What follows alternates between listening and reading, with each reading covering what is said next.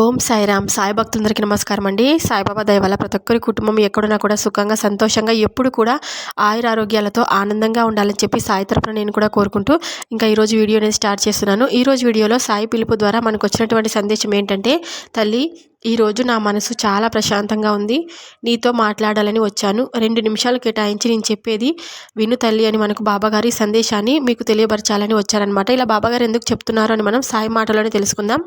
Video start చేసే ముందు ఒక చిన్న రిక్వెస్ట్ అండి. ఈ సందేశం కనుక మీకు నచ్చినట్లయితే వీడియోకి అయితే ఒక చిన్న లైక్ అయితే ఇవ్వండి ఫ్రెండ్స్. తల్లి చాలా అలసిపోతున్నావు కదా, నిన్ను చూస్తే నాకు దుఃఖం కలుగుతుంది. ఎంత శ్రమ చేస్తున్నావు నువ్వు. నిన్ను నా తల్లిగా అనుకుంటే బిడ్డలా నీ కష్టం చూసి బాధపడుతున్నాను తల్లి. నిన్ను నా బిడ్డగా అనుకొని నీవు బాధ్యతలతో అలసిపోతుంటే నా తండ్రి మనసు విలవిలలాడుతోంది. ఎందుకు తల్లి నీకు ఈ పరిస్థితి?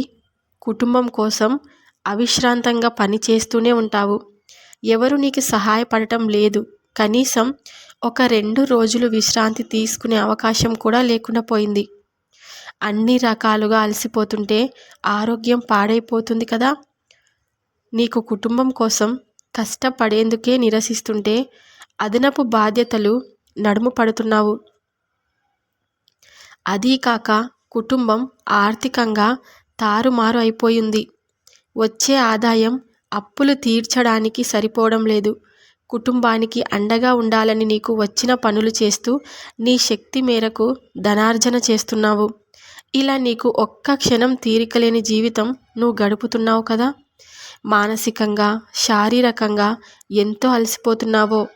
ఇకపై నేను చూస్తూ ఉండిపోను, నీకు విశ్రాంతి లభించే ఏర్పాట్లు చేస్తాను.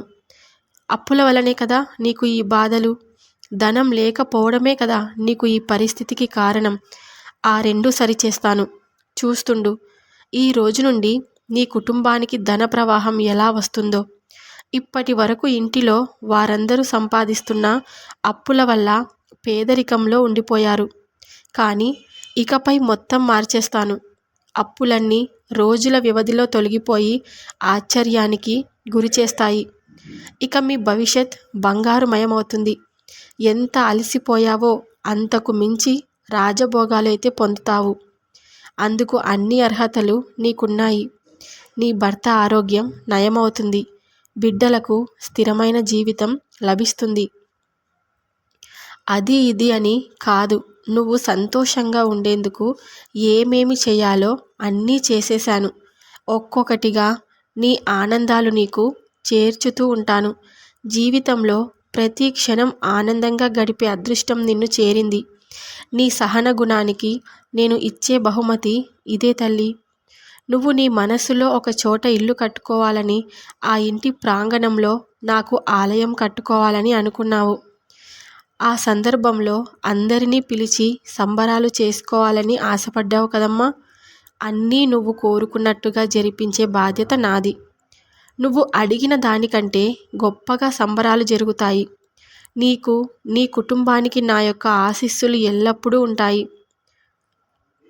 ఈ శుభవార్త నీకు చెప్పేందుకు నేను ఎన్నో సంవత్సరాల నుండి ఎదురు చూస్తూ ఉన్నాను.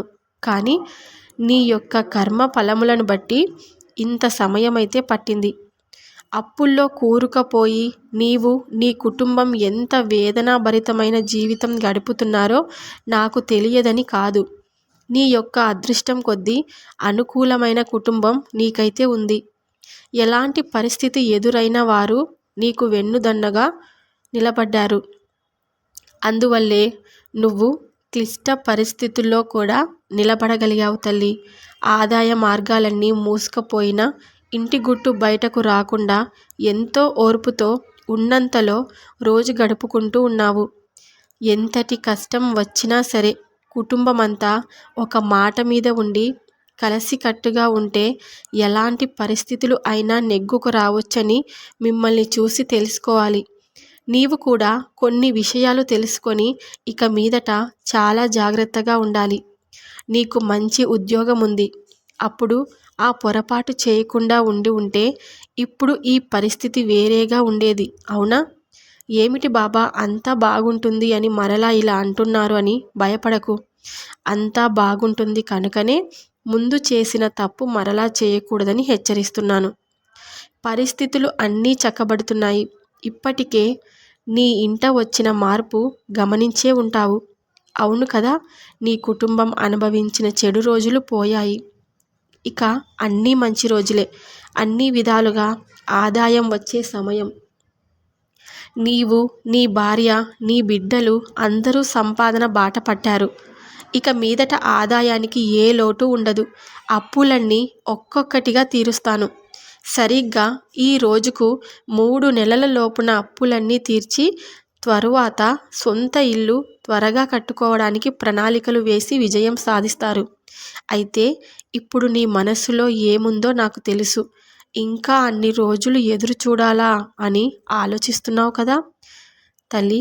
మన దగ్గర నుండి సంపద దూరమైనప్పుడు చాలా వేగంగా పోతుంది. వచ్చేటప్పుడు ఒక్కొక్కటిగా వచ్చి చేరుతుంది. అయితే సంపద తిరిగి రావడం మొదలైతే ఆగడం అన్నది జరగదు. స్థాయి పెరిగింది కదా అని గర్వం రానివ్వకు. ఇక అన్ని శుభకరమైన రోజులు నీకు అందుతాయి. ఇంకా ఎప్పుడూ దిగులు చెందకు. అంతా మంచి జరుగుతుంది. కన్నీరు పెట్టడం వల్ల ఉపయోగం ఏమీ లేదు కదా. నీ ఆరోగ్యం దెబ్బతినడం తప్ప పెద్ద కష్టమే. కానీ అదే తలుచుకుంటూ ఉండిపోతే జీవితం అంతా వేదనాభరితమవుతుంది. జీవితంలో మార్పు సహజమే.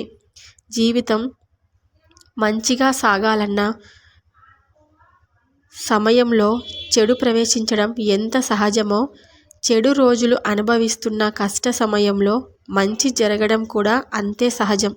కాకపోతే మన జీవితంలో చెడు ప్రవేశించినంత త్వరగా మంచి ప్రవేశించదు. మన సహనాన్ని పరీక్షిస్తుంది. తట్టుకొని నిలబడ్డావా?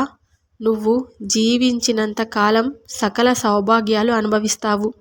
అలా కాకుండా పరిస్థితులను తిట్టుకుంటూ అందరినీ దూషిస్తూ లేదా వెంటనే ఈ చెడు నుండి తప్పించుకోవాలని చెడు దారిలో ప్రయాణించడం చేస్తే ఇంకా భయంకరమైన రోజులు నువ్వు అనుభవిస్తారు.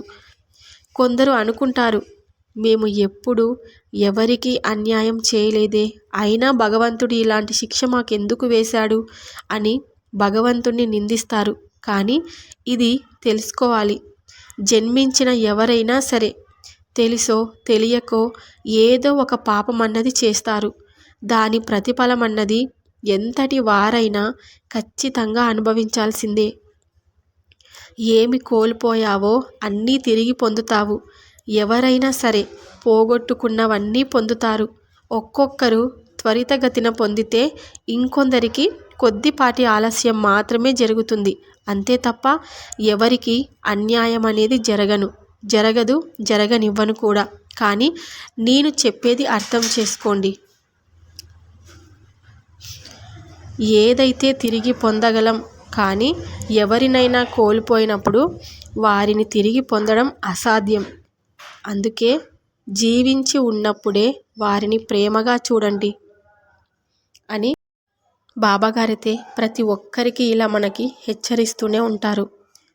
ఎప్పుడైనా సరే ఇతరులను బాధ పెట్టకండి. అలా బాధ పెట్టడం వల్ల మీకు సంతోషం ఏమీ రాదు. కష్టము, నష్టాలు ఇంకా ఎక్కువ అవుతాయి. నువ్వు కోరుకున్న కోరికలన్నీ నెరవేర్చే బాధ్యతల్ని నా మీద పెట్టావు. ఖచ్చితంగా ఆ బాధ్యతలు నేను తీసుకుంటున్నాను. నువ్వు కోరిన కోరికల్ని నెరవేర్చే సమయం ఇప్పుడు వచ్చింది. నువ్వు కోరుకున్నది ఇదే కదా. 1, నీ బిడ్డలకు మంచి భవిష్యత్, వారు ఎంచుకున్న రంగంలో వారు ఒక్కొక్క మెట్టు ఎక్కాలని, అలాగే ఒక ఉన్నతమైన స్థానానికి చేరాలని నీ కోరిక. నువ్వు కోరుకున్నట్టే నీ పిల్లలు మంచి స్థాయిలోకి వెళ్తారు. వారు ఏ రంగంలో అయితే స్థిరపడాలని అనుకుంటున్నారో అందులోనే ఒక గొప్ప స్థాయికి వెళ్ళడానికి మొదటి అడుగు వేస్తారు. ఆ అడుగు విజయవంతం అవుతుంది. నీకు ఆ శుభవార్త 1-2 రోజుల్లోనే నీ చెవిన పడుతుంది. అలాగే నువ్వు కోరిన మరొక కోరిక, ఎన్నో సంవత్సరాలుగా మీ కుటుంబం ఆర్థికంగా చితికిపోయి ఇంట్లో కూడా ఎవరి మధ్యన సయోధ్య లేకుండా కుటుంబం కలిసి ఉంటున్నారు అన్న మాటే కానీ ఏ విధమైన అనుబంధాలు ఉండటం లేదు. ఇదంతా జరగడానికి కారణం మిమ్మల్ని పట్టి పీడిస్తున్న రుణాలు. వాటి మీ భార్యాభర్తల మనసులు దూరమయ్యాయి కదా. అలాగే మీరిద్దరూ ఆ విధంగా ఎడముఖం పెడముఖంగా ఉండడంతో మీ బిడ్డలు కూడా ఈ పరిస్థితులను చూసి తల్లడిల్లిపోతున్నారు. అన్నిటికీ కారణం మీ ఇంటికి పట్టి పీడిస్తున్న అప్పు అనే ఒక బ్రహ్మ రాక్షసి. ఆ అప్పుల నుంచి కూడా మిమ్మల్ని బయటకు ప్రాలదోలుతాను. అది కూడా నువ్వు 1-2 రోజుల్లో శుభవార్త వింటావు. ఖచ్చితంగా నేను చెప్పిన ఈ మాటలన్నీ గుర్తుపెట్టుకో. అనవసరంగా ధనాన్ని ఎక్కువగా వృధా చేసుకోకు. ఒకవేళ నీకు ధనం ఎక్కువైంది అని నీకు అనిపిస్తే ఇతరులకు, పేద ప్రజలకు పంచిపెట్టు. అలా కాకుండా నీ విన్యాసాలకు, నీ విలాసాలకు నువ్వు ధనాన్ని ఎక్కువగా పాడు చేసుకోకు. ఒక్కసారైనా పేద ప్రజలకు ఏదైనా ఒక చిన్న కానుకనైనా ఇచ్చావా చెప్పు. ఎప్పుడు కూడా నీ ఆనందాల కోసం మాత్రమే ధనాన్ని ఖర్చు పెట్టుకుంటూ ఉంటావు. ఇతరులకు సహాయం చేసి చూడు, ఆ ఆనందం నీకు ఎంత రెట్టింపు అవుతుందో. ఎప్పుడూ కూడా మన స్వార్థాన్ని మనం చూసుకోకూడదు. ఇతరులను కూడా మనం, అది జంతువులకైనా సరే మనుషులకైనా సరే, సహాయం చేస్తూ ఉంటే కనుక భగవంతుడు 1కి 10 రెట్లు మనకు సహాయం చేస్తాడని మర్చిపోకూడదు. ఇంకా ఎప్పుడూ కూడా ఇతరులను బాధపెట్టి నువ్వు ఆనందానికి గురవ్వాలని అనుకోవద్దు. ఆనందానికి అవ్వడమే కాదు, నీకు వాళ్ళ కర్మలు ఇంకా పాపపు మూట కట్టుకొని నువ్వు ఇంకా అనుభవించక తప్పదు. ఇతరుల మనసులను బాధ పెట్టడం వల్ల వాళ్ళ మనసు ఎంత బాధపడుతుందో ఒకసారి అర్థం చేసుకో. ఎవరైనా సరే నీకన్నా తక్కువ ధనంలో కానీ గుణంలో కానీ నీకన్నా తక్కువ ఉన్నా సరే ఇతరులను నువ్వు హేళన చేసి మాట్లాడకూడదు. ఇంకొకటి, ఎప్పుడు కూడా ఇతరుల లోపాలను చూసి మనం ఎక్కిరించడం వలన మనకు ఇంకా పాపపు మూటను కట్టుకొని ఉండడమే తప్ప మనము ఏది సాధించలేము. నువ్వు గత జన్మలో చేసుకున్న పుణ్యాల వలన ఈ జన్మలో రాజభోగాలను అనుభవిస్తున్నావు. కానీ ఇప్పుడు నువ్వు ఇతరులను హింసించి మానసికంగా బాధ పెడుతున్నావు. ఈ జన్మలో నువ్వు చేసుకున్న పాపాన్నంతా వచ్చే జన్మలో నువ్వు అనుభవించక తప్పదని గుర్తుపెట్టుకో. అందుకే దేవుడు మనిషి జన్మను ఇచ్చిన తర్వాత దానికి ఒక అర్థం అంటూ ఉండాలి. మనం ఎవరిని బాధ పెట్టకూడదు. ఇతరులకు సహాయం చేస్తూ ఉండడం వల్ల మన పుణ్య ఫలమంతా మన ఖాతాలోకే ఉంటుంది. అందువల్ల ఇతరులను బాధ పెట్టి హింసించకుండా ఉండండి.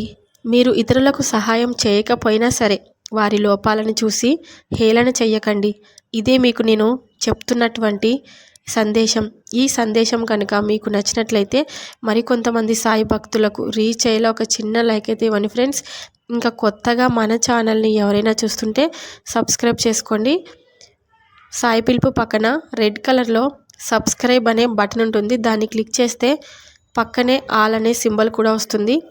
దాన్ని కూడా క్లిక్ చేస్తేనే నేను బాబాగారి వీడియో ఎప్పుడు పెట్టినా కూడా మీ మొబైల్ దాకా ఫస్ట్ నోటిఫికేషన్ రూపంలో వస్తుందన్నమాట. ఇంకా మరికొంతమందికి షేర్ చేయడానికైతే ప్రయత్నించండి. వీడియో చూసిన తర్వాత మీకు ఈ సందేశం నచ్చినట్లయితే కామెంట్ సెక్షన్లో కూడా కామెంట్ రూపంలో తెలియచేయండి. సర్వేజన సుఖినో భవంతు. జై సాయిరామ్.